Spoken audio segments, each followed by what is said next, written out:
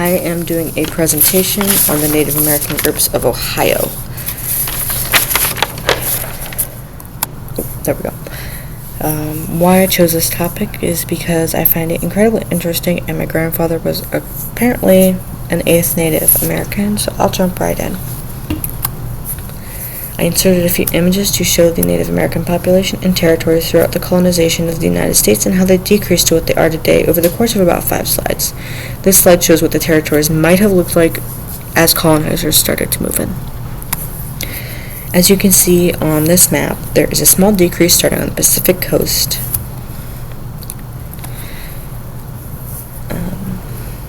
Now you can see a dramatic drop in the amount of land that the Native Americans had as the colonizers pushed towards the Great Plains. As you can see now, it forms a wall between the west and the east, like right down the middle.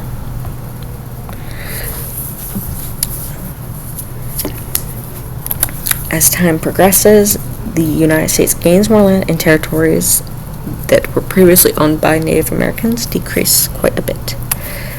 By this time, there's such a minute amount of land that if the natives wanted to express disinterest and fight back against the colonizers to protect their land, it would have been a moot point. And the colonizers had much more technological advances than the natives at the time, so many of them were unable to fight back. After nearly being wiped out by colonizers, the America established remaining reserves for the remaining groups of the United States. As you can see from the previous slide, there is no active reserves marked in Ohio, but there are services available for the natives of Ohio. We learned a little bit about the Hopewell tribe of Ohio, and we also there are forgotten natives of other natives who were in Ohio and were pushed out during the Indian Removal Act. Some of these include, but are not limited to, the Kickapoo tribe, Erie, Shawnee, Lenape, Miami, Ottawa, Seneca, Tutelo, Susquehanna, Tuscarora, Cherokee, and Wyandot tribes. Because of the last 5 centuries of abuse and genocide and discrimination, a lot of native populations struggle with... Oh, crap, I'm on the wrong paper. I'm so sorry. Some of the ways Europeans tried to remove Native Americans from their native lands is by forced relocation, by using wars and threats.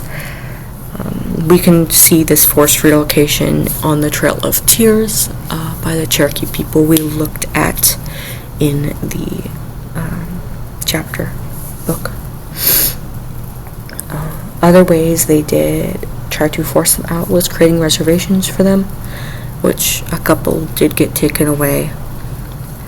Falsifying treaties or agreements, forcing signature with the threat of death, purposely mistranslating contracts to say something that the natives would have appealed to, and at dramatic measures to remove their citizenship from the United States, often, quote-unquote, losing their records, or, quote-unquote, not properly documenting them. These incidents were not just isolated to Ohio, they were a countrywide problem. One example of falsified or broken treaties is the treaty with the Lenape, or also called the Delawares, which was a treaty to maintain friendship and support against the British, though they were never fully interested in each other with this treaty. This created tensions, especially after the colonists killed nearly 100 women and children at the village of Gnadinhutton, because white settlers thought that the Lenape were responsible for the recent deaths of some European settlers. After some American victories, the settlers started pushing into the native lands of Ohio, forcing the Lenape and other tribes to surrender most of their land. And you can see on this map, the Lenape started over here and wound up in Oklahoma and Kansas area. A quick fact: there are 574 Native American tribes recognized by the United States government, with the most recent addition being the Little Shell tribe, which was added in 2019. What are some aid organizations and scholarships available to Native Americans?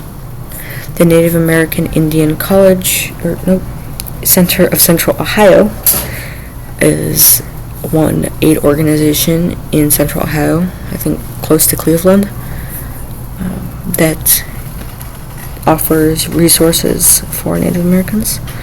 The American Indian College Fund provides scholarships for high school and college students. Some colleges offer scholarships for Native American enrollees, and there are also state scholarships too. As I said in the previous slide, NAICO provides useful information and resources for the natives of Ohio who immigrated back to Ohio after being pushed out of tribal lands. The American Indian College Fund requires that you are a descendant of an enrolled member with documentation, and you must be, or you could be, an enrolled member. You also must be fully enrolled at a full-time accredited nonprofit institution of higher learning. A lot of scholarships require a percentage to how quote-unquote native you are. Some other scholarships include other college scholarships include University of Washington, New York University, Taylor University, University of Oregon, and very many more. Because there are no federally recognized Native American groups in Ohio due to the Indian Removal Act and other treaties that pushed natives out of Ohio, the American Indigenous Relations of Ohio posted a set of guidelines and policy to regulate how and what Ohio can do for Native Americans and groups. Some common characteristics of Native Americans include dark, coarse hair, dark skin, short stature, small hands and feet. A quick fact about Native American DNA is they share DNA with East Asian people, especially the Ainu group of Asia. Because of statistics show that on average, suicide rates in Native American populations is much higher. It was the second leading cause of death during the COVID era, next to heart disease, in non-Hispanic Native American and Native Alaskans in the ages between ages 15 to 19. Suicide was 2.74 times higher than the general American population. It's been translated to a percent. The Native Alaskans and non-Hispanic Native Americans on average, I'm on the wrong slide, Jesus Christ. Because of the last 5 centuries of abuse and genocide and discrimination, a lot of Native American populations struggle with poverty, suicide, and violence.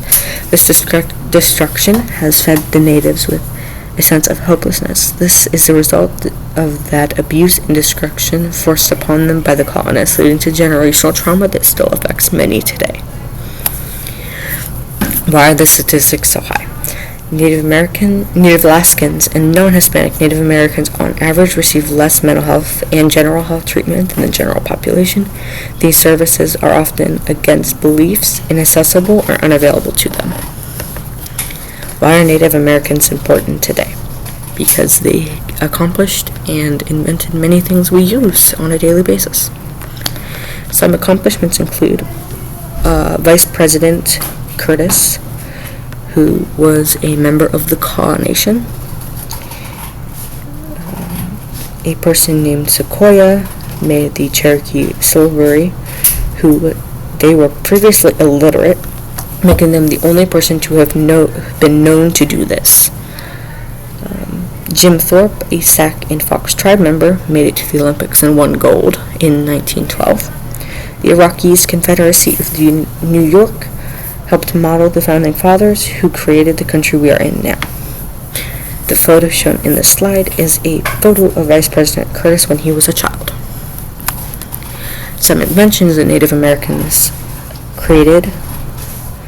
Without natives, we would not have corn. Some medicinal practice advances like anesthetics, pain relievers, syringes, baby bottles, oral contraceptives, and sunscreen.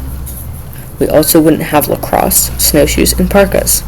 A parka is shown in the photo on the right, and a native lacrosse stick is shown in the photo on the left. That parka looks incredibly comfortable.